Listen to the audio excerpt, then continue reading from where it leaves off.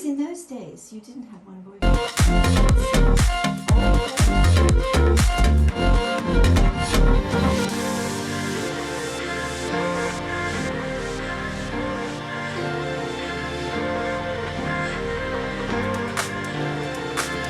Hey guys, welcome back to my channel. Today I am at Trisha's home, Trisha and Peter. I am going to be talking with them about marriage and marriage advice they can give to us. So before I start, I want to introduce you to them. Hello Peter and hello Trisha. Hello. Welcome to my channel. Hello, Rhoda. Lovely to see you again. Yes, it Lovely, is. Rhoda. Thank you very much for having us. Yeah, Thank you. So would you introduce yourself to my audience? with pleasure. Peter, you're the most important man in my life. Oh, Let's come start. on now, none of that. My name's Peter Johnson. I'm from Australia, and this is my wonderful wife of 52 years, Trisha. Wow. And thank you for introducing me, darling. Well, this is my husband of 52 years. I've lived in China since 2009. Yes, 2009. 20th of April 2009. That's A long wonderful. time, That's a yeah. long Time. time. And so being married for 52 years, That's a long time. that's a It's long half time. a century. It's a long It is. time. It is indeed. Yes, you're right. Just like we have said, I'm just going to be reiterating the question. Let me tell you something though first. That sort of the last year, Trisha said to me, "Do you realise that in Queensland, Australia, if you commit murder, your life sentence is 18 years, right? Yeah. That's the sentence for life, 18 years." She said, "I've almost had So, 3 life life sentences sentences. with you." Really? Okay. Hold that thought. First question to you is, how many children and grandchildren do you have? We have 5 children, Mm-hmm. 10 grandchildren, 1 granddaughter, and 9 grandsons. That's They're amazing. lovely. They're beautiful children. That's amazing. I may have met some of your children over the You did, years. yes. But we had 5 children under 5. So Uh-huh. we had quite a busy 4.5 years of nappies on the line, and my wife used to go to the hospital and say, "I'm never coming back here again, never." And every year they'd say, "Welcome back, Mrs. So- Johnson. It's lovely to see you once more." Not And next that's year. it. I won't That's be the back. last I'm not again. coming again. Yes, I have a question for that one. I'll get to that. So, do you remember the first time you met? Yes. Do you remember? Would you like to share? Peter can share that. That's his story. Hmm.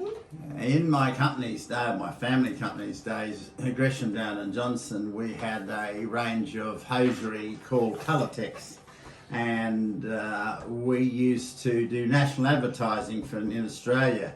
But Trisha was the advertising manager of David Jones, one of the big retail groups in Australia in Townsville.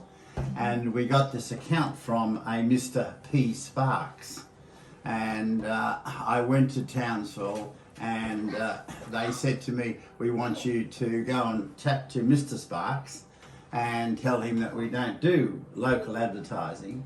And I went to the hosiery buyer, who was a good friend of mine, Bridget. I said, "Where's this Mr. P. Sparks?" She smiled and she said, "Oh, Mr. P. Sparks." And I said, "Yes." She said, "Oh, well, Mr. P. Sparks is the advertising manager." And I said, "Oh, right." She said, "What I'd like you to do is go and meet with him." I said, "Oh, well, I have to, because we're not going to pay this account. We don't pay local advertising." So I knew there was something wrong. So I went upstairs to the advertising department, which is always in the loft. It's an area where no other retail section is. And I looked through the glass windows around this advertising section, and I saw this very attractive, Beautiful. dark-haired woman with white makeup and black parts of her cosmetics was black, and in a mini skirt, and looking very nice. And I picked up the phone and I said, "I was Mr. Sparks there," and the girl said, "Michelle, there's someone here on the phone." And she said, and she came to the phone. She said, hello. And I said, no, Mr. Sparks, the advertising manager. She said, no, I'm not Mr. P. Sparks, I'm Patricia Sparks. I said, oh, really? I said, oh dear. And she said, what's the problem? I said, look, I have to do and have a chat to you about the advertising account. If I can get to you in 30 seconds, would you like to have lunch with me? She said, if you get here in 30 seconds, I will have lunch with you. Wow. She put the phone down, she said, when this Mr. Johnson arrives, tell him I've gone to lunch and I won't be here. She grabbed gloves, which she wore in those days, and walking to the door, and I opened the door and I said, oh, I'm here. Miss Sparks, is it? Wow. And that's how it started. Wow, what a wonderful Love story. story. Yes. And then he wouldn't pay the bill. Oh, And I said, well, we won't advertise your product. That's simple. And I said, doesn't matter because we do national advertising. So that's how it Amazing. began. that's how it began. Wow. You challenged her. Well, of course it was, and then that challenge continued for some years. We didn't get married very quickly. It took some time. years for me to get round to sort of Yeah, I have a question for that. Like, how long did you get before you actually Well, get married? When I met Peter, I lived in Brisbane. Mm-hmm. And then 2 years later, I thought, this is ridiculous. I'm too young to be working so hard. And I Right. saw this lovely advertisement which said, a single young man required as an advertising manager in the South Pacific. Okay. Oh, that must be Bali or somewhere exotic, and it was New Guinea. All right. Oh, I don't want to go there. It's too hot there. Okay. So I applied for the job, and they wrote and said, we'd like to offer you the position. And Nice. Then, and then Peter These came days. to propose when I was in New Guinea. Oh, lovely. But from start to That's finish, nice. it was about 5 years. So I It didn't took rush 5 it. years. Yeah, well, I didn't rush into it. You know, nowadays when young people get for that much, people begin to doubt whether this will you actually get married because they will assume that you have dated for a long time, Yes. so they want a chance to I for had marriage. I had But no- then it was okay. I had no intention of getting married. I had a wonderful job, a wonderful position. Why would I get married? And when Peter proposed, First, I what thought, changed your mind? oh, I got such a shock. I said, and he'd been to see my father. I said, how do you know where my parents live? Leave. Found my parents. So you Ask- didn't introduce him to your No, parents. No. He I- found out that by He himself. found my family, asked my father, didn't ask me, asked my father.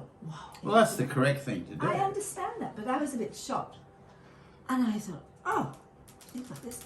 Then I thought, well, marriage might be nice. So your father, when he went to ask your father I don't- agreed to I that. don't know what my father You- said. I His went father- to, did I, your well, father the agree? correct procedure is that you ask a father, and Mm-hmm. well, actually the parents, but mainly the father, hand you marriage. correctly and say, may I ask your daughter to be my wife?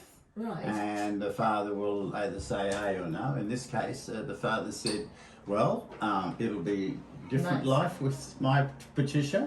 And her mother said, yes, well, all the best. So basically, they were saying it's up to her. Of course, Right, well, it it's is, up to it her. is. But as I said, the procedure is to ask the parents, and if Yes, the yes, parents yes. do, well, you just get the blessing. Even if the parents say Blessing. no, a lot of people still proceed. Right. It's right. not a, it's But not a no. it's a kind of respect. It is. Respect the parents. And to go tradition, ask. and tradition, correct tradition. And Correct, it was yes. an issue because I was a devout Anglican and Peter was a lapsed Catholic. Oh, I right. don't know if you know what that means, but that means I went to church every Sunday and Peter didn't go at all. So why should I change my Well, religion? I wasn't that And bad. then- I did go. I don't think so. And then I met this lovely priest called Father Frank Flynn, who was very famous. Mm-hmm. He travelled the world teaching ophthalmology to the hospitals. Did he He help said, you "I make went your to see- decision? I went to see my father, Flynn. Why should I be a Catholic? I go to the Anglican. Oh, my dear, come and see me on Wednesdays. And he really conned me. He's charming. All right. He All said, right. you could be the first couple married in my new cathedral. Nice. That would be nice. So he kind of played a role He did, in your acceptance of the he did. proposal, And right? then, Red, every year he'd come and stay with us to make sure we were being good Okay. Catholic. And to stay. And he wasn't a priest until he was 33. He said, Amazing. Tricia, I'd like to see my old girlfriends in Toowoomba. It's only an hour away. Will you take me to see Elizabeth? And I said, okay, fine. Fine. And then we'd just be sitting down to dinner. Oh, we'll say Mass. And the children were saying, oh no. It is getting cold, Father Flynn. All right. Anyway, so we there's had the another first wedding in the first cathedral ever built in Papua New Guinea, which was rather an honour and a something. privilege. Yeah, So- an honor. It's an honor. He was a Peter famous Francis man. Johnson and Patricia Ann Sparks. Yes. Nice. He Yeah, built but- the cathedral in Port Moresby, then he moved to Darwin and built the cathedral in Darwin, a very famous Australian. His brothers were all doctors and his sister was a nun. Charming man. So I guess I'm taking you back to your dating days. How was dating like? You know, nowadays young people go hang at the movies or travel. How was it Well, for you when you were dating before you got married? Well, I would go to the movies or we'd go to dinner Right. or we'd go to lunch and what have you. And then we had some funny experiences because I love the bagpipes. All right. And when I was courting Tricia, I said to her, "Do you like the bagpipes?" She said, "Love them." And I said, "Well, you'll be pleased to know that the World Bagpipe Championship is going to be in Brisbane at Ballymore, which is the very famous rugby union stadium." And we went there and we had a lovely 3 days and what have you. And then 2 years later on, after we were married, I said, "You'll be pleased to know that the bagpipes are going to have an Australia-wide competition and it's going to be at Ballymore." I said, "I'm going to get some very special seats." "Well, don't book one for me. I hate the bagpipes." Oh, And but I you said, say you but love you that. told me you loved it." She said, "Yes, but we weren't married then." Yeah, you know, sometimes do you also do believe that sometimes we try not to embarrass people when we are courting. We try to say things that we are not. Like, for example, say, "Do you like chicken?" I can say, "Oh yeah, I like chicken," but deep down, I just don't want to hurt your feelings. That's right. So I would say, "Yeah, I love chicken," but yet I know I'm not a fan of chicken. That's exactly But women want the ring on the third finger left hand. Yeah. So therefore they're prepared to compromise until they're married. Yes, that's true. That's true. And I think it's on every side, not only females. I think both of us we kind of Men- compromise a lot.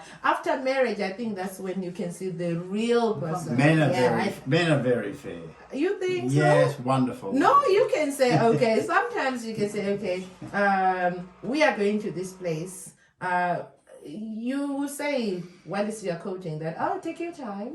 Take your time. But after marriage, these are things that will get you nuts or you get angry. That why are you taking so long? You know, it's just dressing up. But then when we were courting, you're okay. You're waiting outside and smiling. Even I come down 30 minutes later or an hour later. But after marriage, things change. All right. So I think at some point, we both compromise. Exactly. Yes. Life's a compromise. Yes. Okay, that takes me to another one. So Tricia, when did you know that Peter was the one? Like you were surprised when he came Yeah, and I always proposed, but thought- when did you I know? always thought that he's a nice looking man. Mm-hmm. He's nicely dressed. He's nice. I'll keep him. Because in those days, you didn't have one boyfriend. You had several.